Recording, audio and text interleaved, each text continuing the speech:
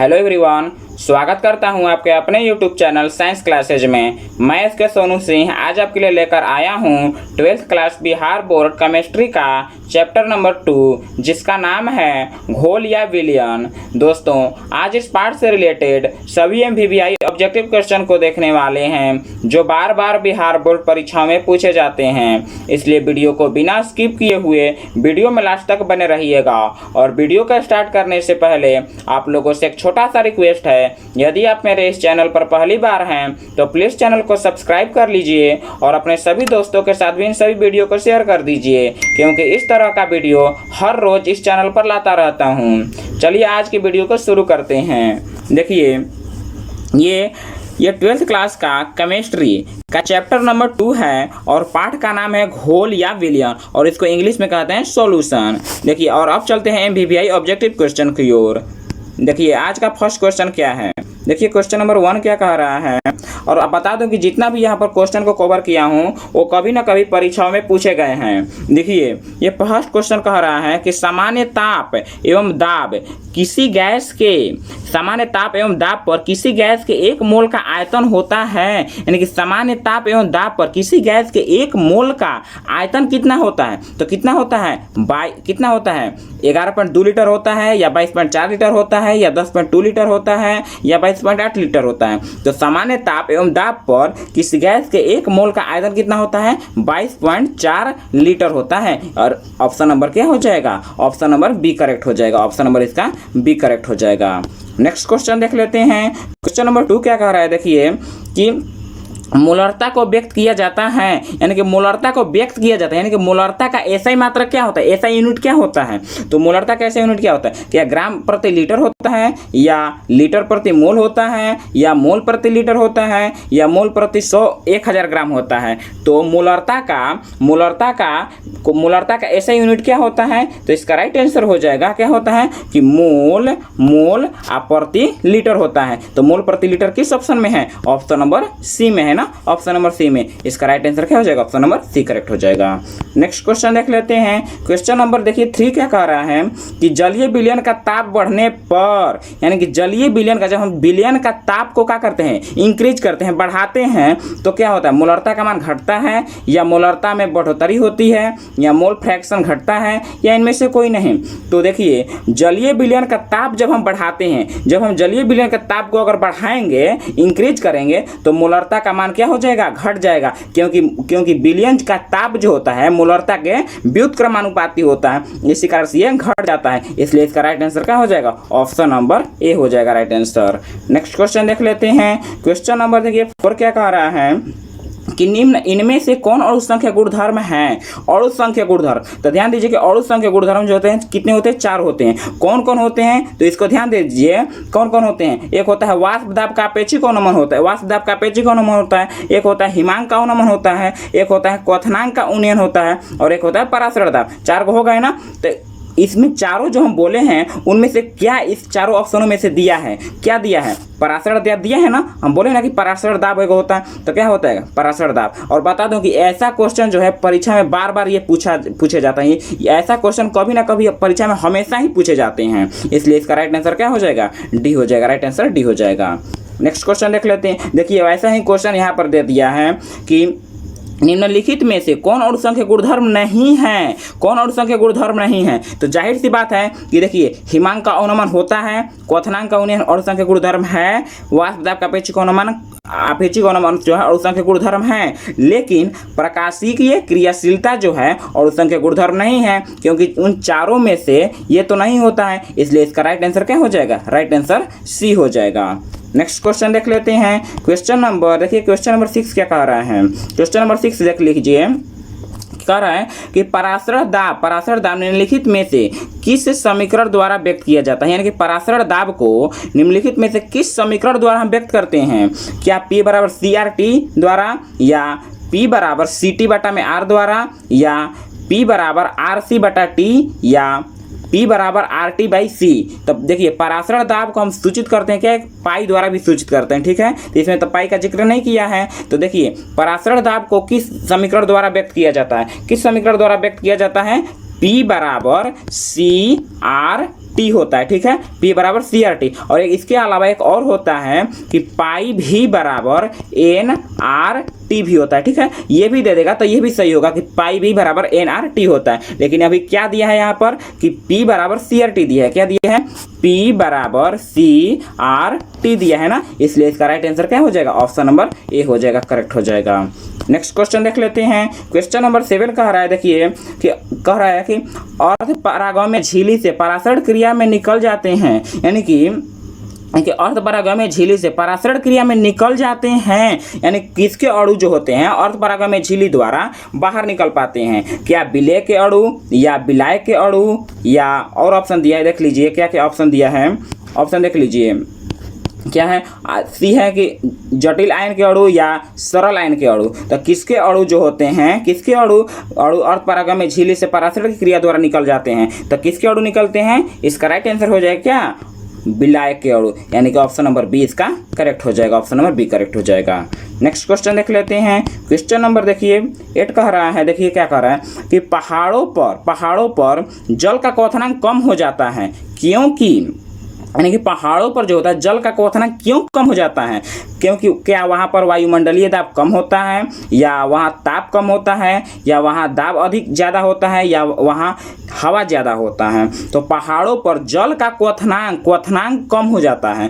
क्वथनांक जो होता है क्यों कम होता है, क्योंकि वायुमंडलीय दाब क्या होता है वहाँ पर बहुत ही कम होता है, वायुमंडलीय दाब बहुत कम हो जाता है, इसलिए वहाँ पर क्वथनांक जो होता है सबसे कम हो जाता है, इसलिए इसका राइट आंसर क्या हो जाएगा, ऑप्शन नंबर ए करेक्ट हो जाएगा। नेक्स्ट क्वेश्चन देख लेते हैं। क्वेश्चन नंबर 9 कह रहा है कि आदर्श विलयन का निम्न में से कौन सा गुण है, यानी आदर्श विलयन का निम्न में से कौन सा गुण है। तो देखिए क्या यह आदर्श विलयन राउल्ट के नियम का पालन करता है, या राउल्ट के नियम का पालन नहीं करता है, या ए और बी दोनों, या इनमें से कोई नहीं। तो देखिए आदर्श विलयन जो होता है वो राउल्ट के नियम का पालन करता है, ये क्या है, सही है, लेकिन राउल्ट के यह कह रहा है कि राउल्ट के नियम का पालन नहीं करता है, ये गलती कर रहा है, यानी कि आदर्श विलयन जो होता है राउल्ट के नियम का पालन करता है, इसलिए इसका राइट आंसर क्या हो जाएगा, ऑप्शन नंबर ए हो जाएगा। अगर यहीं पर कहता है कि अनादर्श विलयन का निम्न में से कौन सा गुण है, तो अनादर्श विलयन जो होता है राउल्ट के नियम का पालन नहीं करता है, इसलिए अगर अनादर्श विलयन का अगर जिक्र करता तो उसका राइट आंसर क्या हो जाता है, बी हो जाता। लेकिन पूछ कह रहा है यहाँ पर कि आदर्श विलयन निम्न में से, आदर्श विलयन का निम्न में से कौन सा गुण है, तो यानी कि आदर्श विलयन का निम्न में से कौन सा गुण है कि यह राउल्ट के नियम का पालन नहीं करता है, इसलिए इसका राइट आंसर ए हो जाएगा। नेक्स्ट क्वेश्चन देख ले रहे हैं। देखिए क्वेश्चन नंबर 10 क्या कह रहा है, क्वेश्चन नंबर 10 कि किसी वस्तु के प्रतिक्रिया करने का दर जो होता है, दर मतलब यहाँ दर कहने का अर्थ हुआ समय, दर कहने का अर्थ क्या हुआ, समय, यानी किसी वस्तु के प्रतिक्रिया करने का समय यानी कि दर निर्भर करता है, किस पर निर्भर करता है, क्या परमाणु भार पर, या समतुल्य भार पर, या अणु भार पर, या सक्रिय भार पर। तो किस पर निर्भर करता है, तो इसका राइट आंसर क्या हो जाएगा, इसका राइट आंसर हो जाएगा कि सक्रिय भार पर निर्भर करता है। किस पर निर्भर करता है, सक्रिय भार पर। अगर देखिए सक्रिय भार के स्थान पर द्रव्यमान भी दे सकता है, क्या दे सकता है, द्रव्यमान भी दे सकता है। तो आप लोग समझ जाइएगा कि यही होगा, यानी किसी वस्तु की प्रतिक्रिया करने का जो दर होता है वो सक्रिय भार पर निर्भर करता है, इसलिए इसका राइट आंसर डी हो जाएगा, राइट आंसर डी हो जाएगा।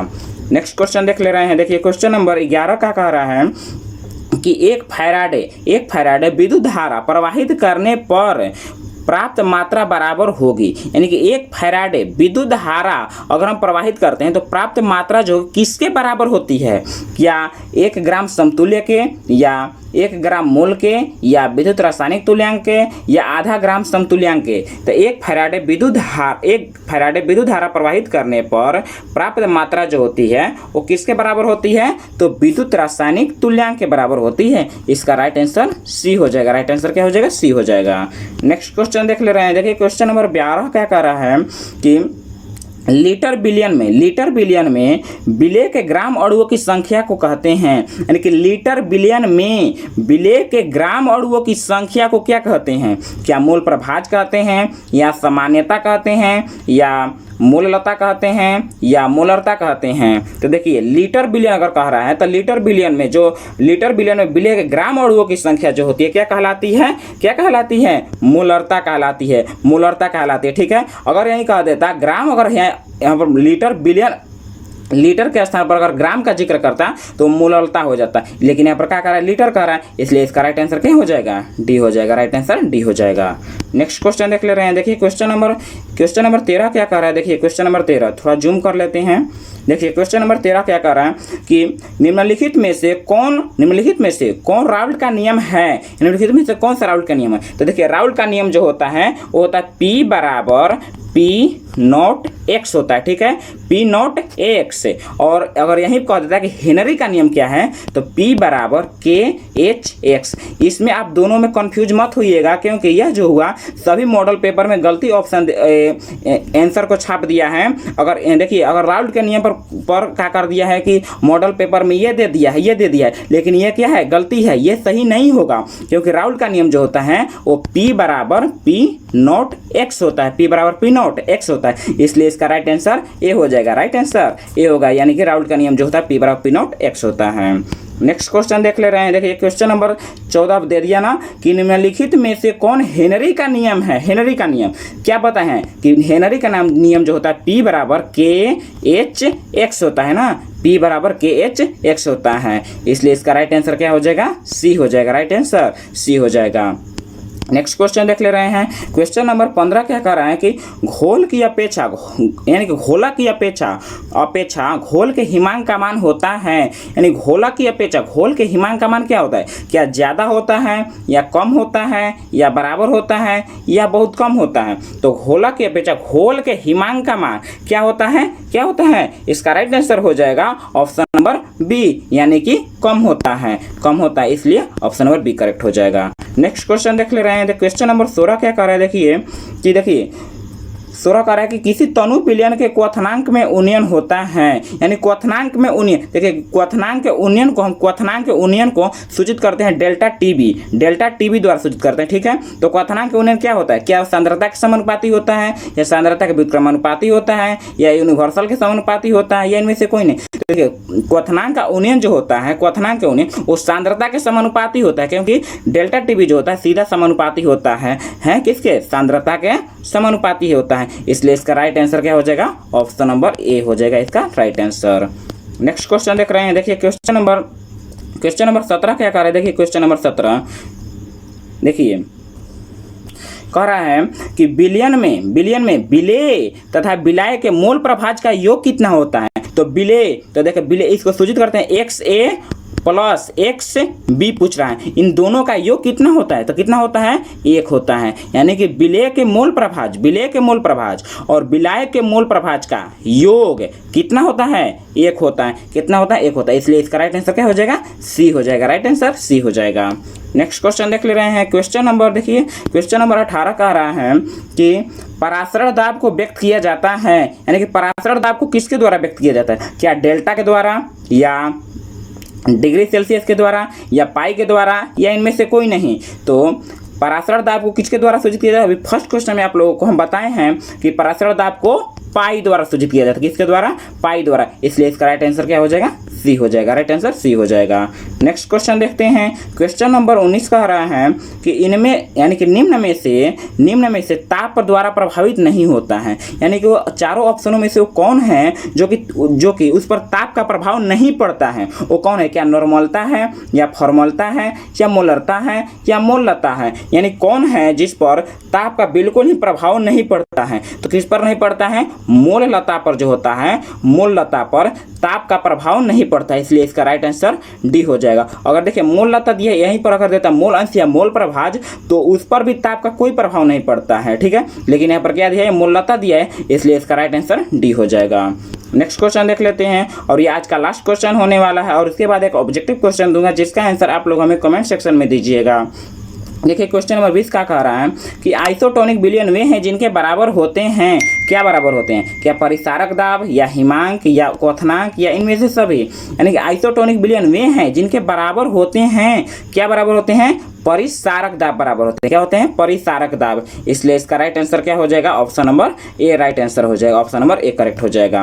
आज का एक होमवर्क देख लेते हैं जिसका आंसर आप लोग हमें कमेंट सेक्शन में दीजिएगा, इसका राइट आंसर क्या होगा।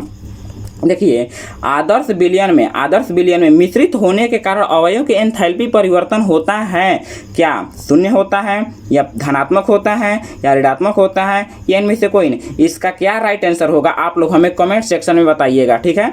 और यदि वीडियो पसंद आए तो प्लीज़ चैनल को सब्सक्राइब कर लीजिएगा और ये आज का वीडियो कैसा लगा आप लोग हमें कमेंट सेक्शन में बताइएगा। और यदि आप लोगों को इन सभी वीडियो का PDF चाहिए तो हमारे Telegram channel SK science classes में ज्वाइन हो जाइएगा। SK साइंस क्लासेज में, यहाँ पर जो साइंस क्लासेज लिखा हूँ इसके आगे आप लगा दीजिएगा SK साइंस क्लासेज में ज्वाइन हो जाइएगा।